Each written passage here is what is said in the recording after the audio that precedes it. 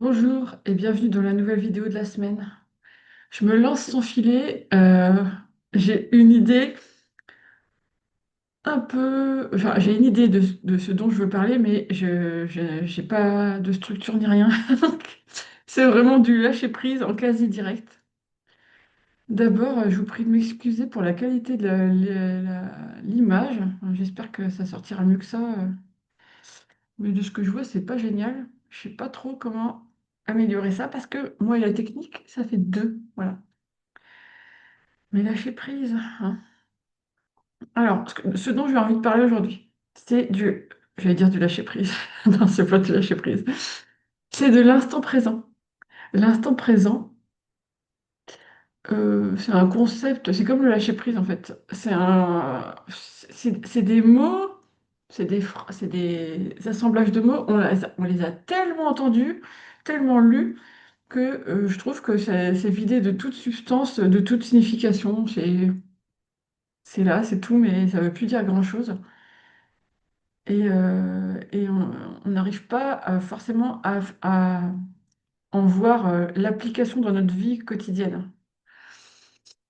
Donc c'est pour ça que j'ai envie de parler je vais encore dire lâcher prise, dis donc, hein, de l'instant présent.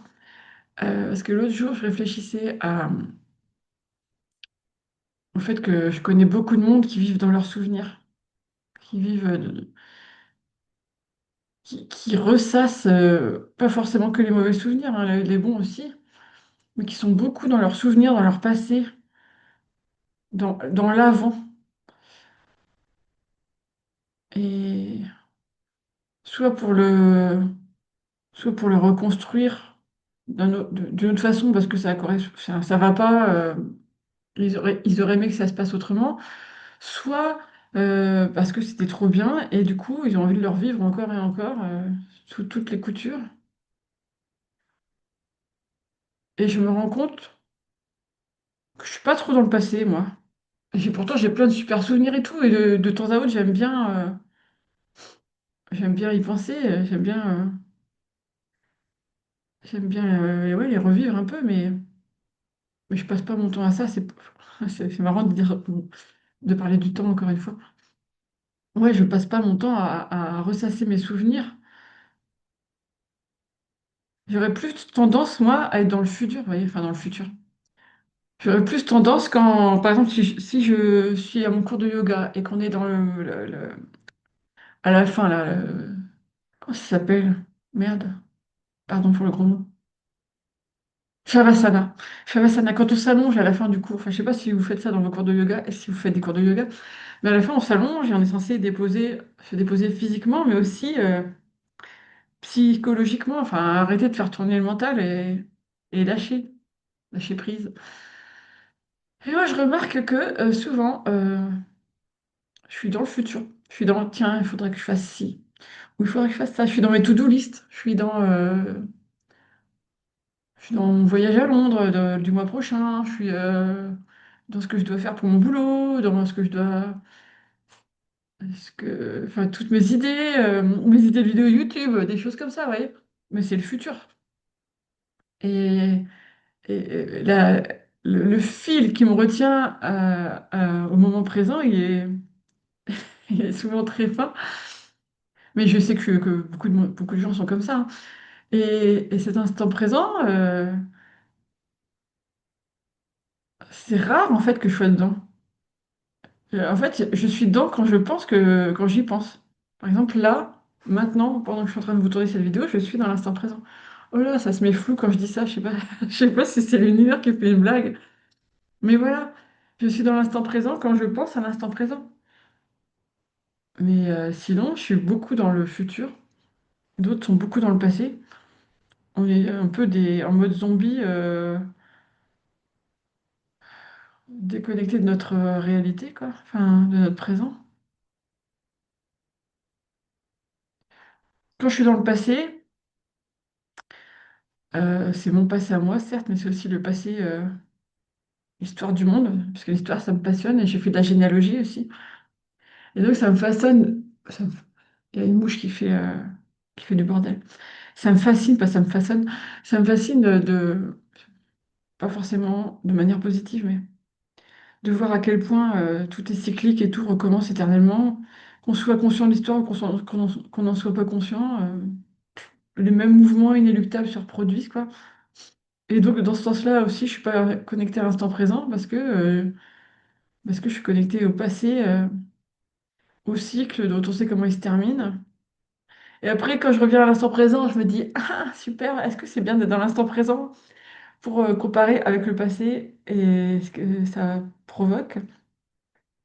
Je ne sais pas. C'est vrai que des fois, ne pas être dans l'instant présent, c'est aussi une fuite. Parce que l'instant présent, il n'est pas folichon, quoi. Ceci dit, l'instant présent, pour moi, quand même, si je suis précise, c'est pas le présent. C'est pas, par exemple, c'est pas la journée d'aujourd'hui, c'est pas cette semaine, c'est pas ce qui s'est passé depuis début 2026. C'est pas ça pour moi l'instant présent. Parce que tout ça déjà, enfin, ce qui s'est passé depuis le début de l'année, ça c'est dans le passé. Et c'est passé, c'est ça dit ce que ça veut dire. Et quand je dis aujourd'hui, ben, aujourd'hui, ce qui était avant, c'est le passé, et ce qui va suivre après cette vidéo, c'est le futur. L'instant présent, c'est là, maintenant. Et ça concerne que moi, finalement. Finalement, mon instant présent à moi, pas l'instant présent de ma voisine, de ma cousine, de Tata Germaine. Cet instant présent-là, je dois reconnaître que je l'habite pas souvent en conscience. Et je crois que c'est ça la clé pour être vraiment aligné, pour être vraiment en paix avec soi-même, en paix avec ses souvenirs. On se laisse pas, on se laisse pas harceler par nos souvenirs et on se laisse pas harceler non plus par le mental qui fait des to-do list à non plus finir. On est dans l'instant présent. Et l'instant présent, pour moi, c'est le silence, c'est l'immobilité, c'est le calme. C'est même pas une seconde. C'est c'est l'instant présent. Et j'avais noté aussi un truc, quand on vit dans ses souvenirs, on est toujours déçu par exemple, quand on retourne à un endroit qu'on a adoré quand on était plus jeune. Ça m'a fait ça avec ma maison d'enfance et ça m'a fait ça aussi avec un lieu de vacances où j'adorais aller quand j'étais gamine. Mais vraiment, j'adorais. Pour moi, les deux, c'était mon paradis d'enfance. Sauf que il faudrait jamais revenir dans son paradis d'enfance quand on est adulte parce que ben, on n'est plus cet enfant. Et les lieux, même s'ils n'ont pas beaucoup changé, eh bien, il y a plus l'énergie de l'époque, vu qu'on n'est plus à cette époque-là. Je commence à être une vieille branche, parce que j'ai 51 ans, bientôt 52. Donc, j'ai des souvenirs qui datent d'il y a plus de 40 ans. Ça fait trop bizarre de dire ça. Et, et maintenant que si je reviens au même endroit, même s'il n'y a rien qu'à changer, il y a plus cette atmosphère spéciale, cette énergie. C'est corrélé à l'enfance. Ça y est plus. Et ça, ça me, ça me fait de la peine, en fait. Vous voyez, quand je suis retournée à mon village d'enfance, qui s'appelle Saint-Germain-de-Talvin, je ne sais pas si certains d'entre vous connaissent. C'est à côté de Vire, c'est dans le Calvados. La dernière fois que je suis retournée avec mon mari, avec mes enfants, bah, j'étais déçue. Les autres fois, ça me l'avait fait aussi, mais pas à ce point-là. J'étais déçue parce que, je sais pas, c'est un peu comme... ça n'a rien à voir l'analogie, mais ça me vient quand même. C'est le jour de mon anniversaire, je m'attends toujours à un truc incroyable, dingue, exceptionnel. Parce que c'est mon anniversaire, merde, il faut qu'il se passe quelque chose d'incroyable. De la vie, enfin, ou de mon entourage qui m'a préparé des trucs, et c'est déjà arrivé. C'est déjà arrivé. Mais souvent, j'étais déçue, moi, à mon anniversaire, parce que j'attendais des trucs de dingue, et il se passait bah, un spécial, c'était une journée normale, comme celle d'avant, comme celle d'après. Bah, ça me fait pareil quand je reviens à mon village d'enfance. Inconsciemment, ou plus ou moins consciemment, je sais pas, je m'attends à ce que ce soit incroyable, que mon cœur vibre de joie et que je sois hyper heureuse et tout. Bah non. Bah non, parce que c'est juste une maison dans une rue, avec des gens que je connais pas qui habitent dedans. Je connais plus les voisins et voilà, il y a quelque chose qui a changé. Mes enfants, bah, ils s'en foutent un peu, ils sont contents de voir la maison, mais ils s'en foutent. Et je repense à quand moi j'étais allée sur les lieux où ma mère a vécu son enfance et moi j'étais contente de voir l'endroit, mais je m'en foutais un peu aussi. Et voilà quoi. Et donc en fait, voilà, c'est ça le fait de vouloir revivre le passé, c'est illusoire. C'est illusoire. D'une façon ou d'une autre, on est déçu. Enfin, je parle pour moi, mais je pense que c'est quand même assez universel. Et le futur, si on se projette tout le temps dans le futur, hormis les to-do list, le fait d'imaginer le pire pour mes enfants, pour l'avenir du monde, pour moi, pour ceux que j'aime, c'est pas génial non plus, hein. Et ça, j'avais un ami quand je bossais, quand j'étais journaliste encore, qui m'avait dit ça sert à quoi de s'inquiéter pour un futur qui existera sans doute jamais? C'est complètement hypothétique. On ne sait jamais ce que la vie nous réserve et ça sert à quoi de s'inquiéter pour ça? Et je m'étais dit, mais c'est tellement vrai ce qu'il dit. En fait, c'était le carpe diem. C'est le carpe diem. Ouais. Et depuis, ça m'a aidé. Bon, je dis pas que je m'inquiète plus pour le futur, hein, mais ça m'a aidé à pas me faire des films sur un futur qui potentiellement n'existera jamais. Mon futur à moi, on va dire, ma ligne de futur à moi. Je parle pas du futur du monde parce que là, malheureusement, c'est pas se faire des films, c'est juste faire attention à connaître l'histoire. C'est pas le sujet de la vidéo. Donc voilà, je comprends je comprends à quel point c'est important d'être connecté à l'instant présent parce que le passé nous fait souffrir plus ou moins fortement d'une façon ou d'une autre. Et le futur nous fait souffrir aussi parce qu'on imagine des choses qu'on ne peut pas contrôler de toute façon, puisque lâcher prise et que la vie, c'est jamais ce qu'on a décidé que ce serait, sinon ce serait pas drôle.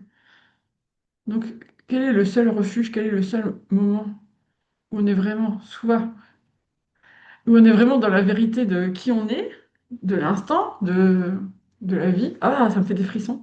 Merci, la confirmation. C'est l'instant présent. Donc voilà, l'instant présent, c'est pas juste un bouquin des cartes Tolle, je sais pas comment on dit. C'est pas un concept vide de sens. Je pense que l'instant présent, c'est notre libération, en fait, réellement. Donc on devrait tous faire en sorte, pas devoir, c'est pas un devoir, mais je pense qu'on irait tous mieux si si on habitait tous vraiment à l'instant présent. Je pense que ça aussi, ça provoquerait des sacrés ressentis intérieurs. Et, et c'est pour ça que la méditation, c'est tellement prôné dans la spiritualité, parce que c'est une des façons d'habiter l'instant présent. Sauf que moi, quand je médite, ben, je suis rarement dans l'instant présent aussi, hein. Sauf quand je me connecte à ma respiration, mais sinon, je pars dans le passé, dans le futur. La sagesse n'est pas encore accessible. Bon, voilà, finalement, j'ai réussi à parler de l'instant présent de manière plutôt fluide, je dirais. Enfin, vous me direz ce que vous en pensez. Et je vous laisse, car moi, mon instant présent se termine avec le tournage de cette vidéo. Et votre instant présent à vous commence au moment où vous la regardez. Enfin, il a toujours été là, votre instant présent, en fait, hein. En fait, l'instant présent est éternel, si on y réfléchit. Il n'y a pas de début, il n'y a pas de fin. L'instant présent, il est. C'est l'instant présent. Sur ces bonnes paroles, je vous dis à la semaine prochaine pour de nouvelles aventures. Ciao.